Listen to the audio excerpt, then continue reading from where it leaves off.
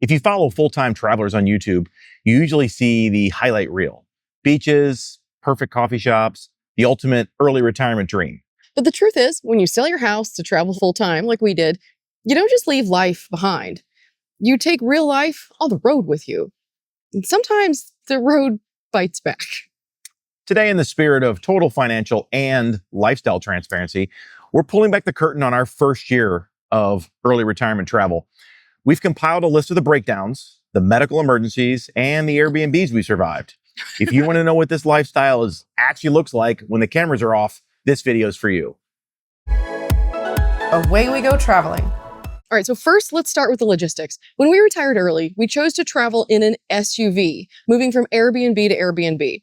That means our vehicle is our absolute lifeline. So naturally, the universe immediately tested that. Right away. Right out of the gate in Orlando, we had a completely dead battery at a gas station. Out of nowhere. Everything was fine, and then it wasn't. So we were trying to leave town the next day, and now we have this catastrophe where, as Kara mentioned, our vehicle's completely non-usable. So our first destination, we got that fixed and managed to get out of town okay.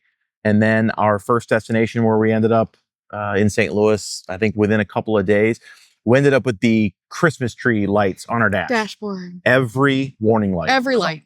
Literally every single one. And the car had a clear shutter to it. Something was definitely wrong, which was really strange because we'd had this car for a year with absolutely no problems. Perfection. And we try to leave. And of course, the first thing we do. So I took it into a dealership. They took a look at it. Essentially, I think 4 out of the 6 ignition modules in the engine needed to be replaced.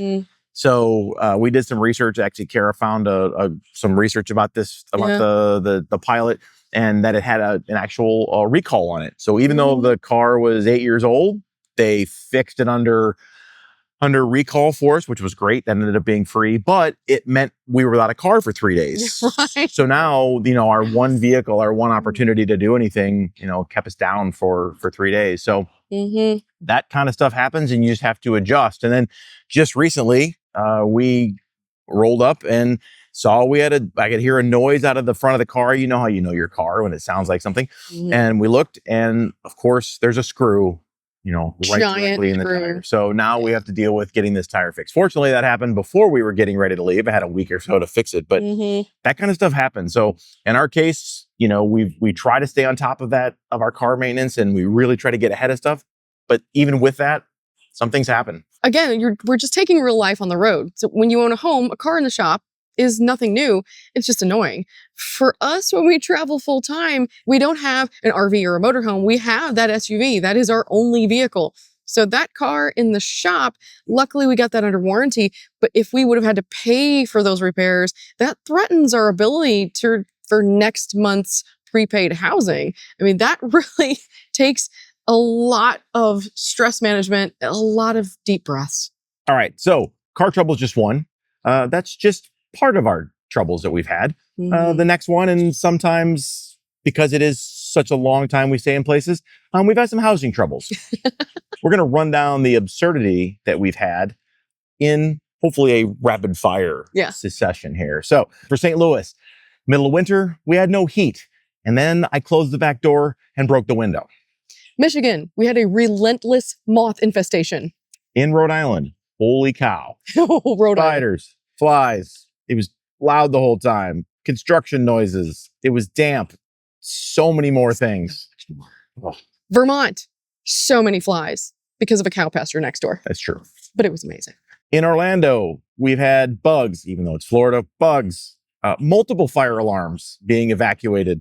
Multiple water outages for no particular reason.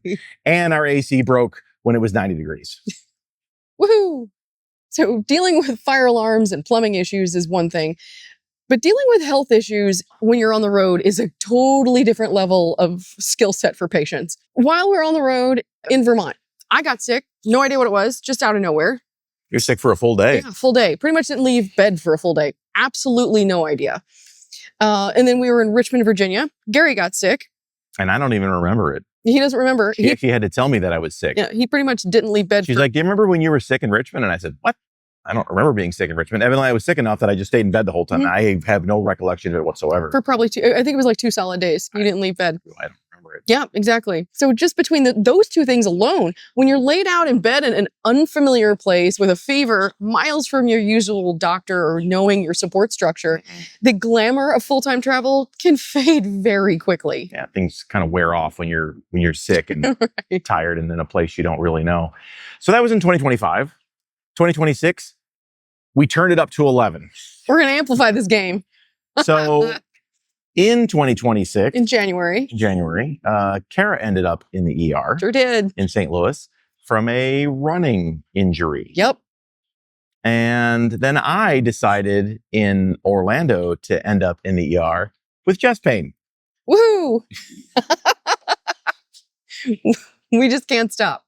So for my running injury, I had literally just gone out for a real nice, lovely morning run and somehow just, get some exercise while you're out, right? Just see the neighborhood on foot because it's beautiful. The sidewalk, if you're looking at it from the side, looked like this, and I didn't see that. So my foot caught this and I slid into home. It was incredibly unpleasant, and the entire weight of my fall caught on my left wrist. So I ended up outside of the covered in road rash from this very rough sidewalk. And I mean, not to get too gory, but I mean, I was bleeding from my knees and my elbows and everything else. Realized my wrist was really hurt. So ended up at the urgent care, who told me it was broken. So they referred me to a wrist specialist who told me it was broken, who referred me to an immediate MRI. Shockingly, all of this happened in the same day.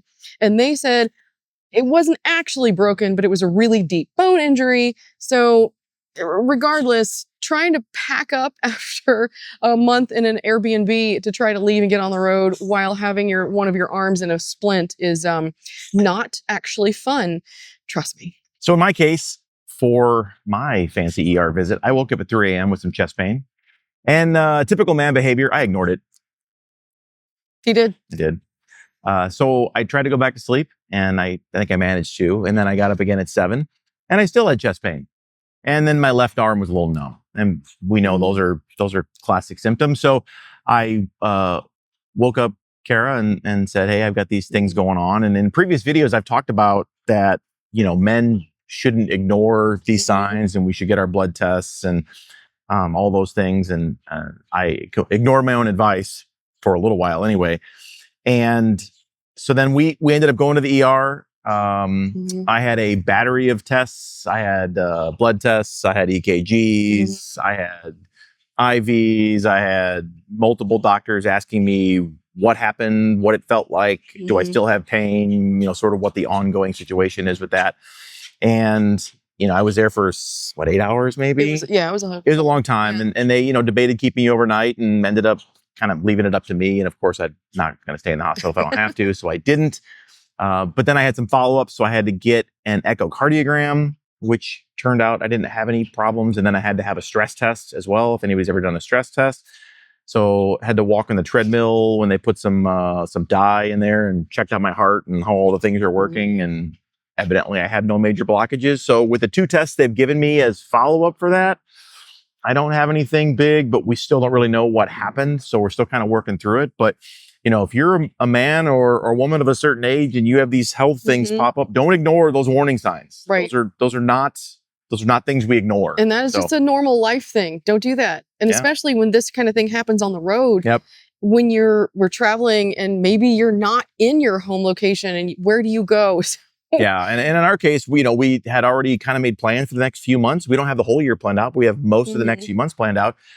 Fortunately, it was all cancelable because, depending on what my test results were, we may have been here for the time being if I had to have surgery or something else pop up. So you've got to be flexible on the road. It's the power of having things that are, refundable deposits or things you can cancel beforehand. So, but yeah, you definitely don't want to ignore any of those warning signs. So we've also had some family, obviously we have families and we've had some family medical issues that we've had to deal with, both afar, dealing with things that aren't in the city we're in, or things we've had to deal with while we've been in town with family. And, that's a unique type of stress as well, because you either can't be with them because you're not there, or you're trying to help them knowing there's potential that you're going to be leaving again. We're not staying here long term. So, don't underestimate the difficulty that you can have having to make important family decisions or important family medical decisions over the phone or over a FaceTime call, and being able to do those things. It definitely complicates it while you're traveling. It does, because life doesn't stop. Normal things that happen to normal people in normal life will still happen to you while you're traveling. Right. So, and we can't forget about our 15-year-old travel boss, Molly. She's in charge. Yeah, she is in charge. We're doing this for her. So finding specialized veterinary care for a very senior dog, an elderly dog in new cities can be tough. We have to just put a little bit of research in. We have to know, in case something happens to her, where we can take her for care in a very short order type of situation. So this last stop, we've been here a couple of months. She needed dental surgery, which we had to first do a heart test on her to make sure she was healthy enough to survive the dental surgery. And then she had, out of nowhere, an eye injury. So we had to take her to a veterinarian, who then said, you have to take her to a veterinary ophthalmologist. And this was just thing after thing for her as well. So keeping her safe and comfortable is our top priority. But it definitely tested our logistics skills this year of all of the different things that we had to manage for her and find these new places to take her while on the road. Right. So when you hear all this stuff back to back to back to back, the ER visits and our bugs and our surgeries, you might be wondering, why don't we just quit this and buy a house? Well, here's the answer to that. The reality is cars break down, people get sick, AC units stop working in the middle of summer. No matter if you're sitting in a cubicle in your hometown or you're living in an Airbnb by the beach, life just happens everywhere because it just doesn't stop. Yeah. And the difference is for us, when all this chaos settles now, we're going outside to a fantastic location, a new place we've never been. We're seeing new sights. We're doing new things, new smells, new people. So even though that same chaos occurs, whether you're in your regular life or in this travel lifestyle, for us, having the ability to do something new and fun after the event's over, after the stress is over, really makes all the headaches for us worth it. It makes all the effort we're putting into it, and having the freedom to do those things is really worth it. I hope you've enjoyed this very unvarnished truth about what we have encountered over the last year and some change of full-time travel. And we give you the breakdown. We tell you what we actually spend. We tell you the things that are happening on the road, not just this beautiful version of the beaches we find, because trust me, we do find some beautiful beaches. So if you like this kind of thing, hit subscribe, hit all the buttons, because we share all of this, the money, the experiences, and the fun. Thanks for riding on all the bumps with us. We appreciate you watching. Happy traveling. Hello, Gary. Hi. Boop, boop, boop. Thank you. Yeah. Talking up in 2 seconds. Fun.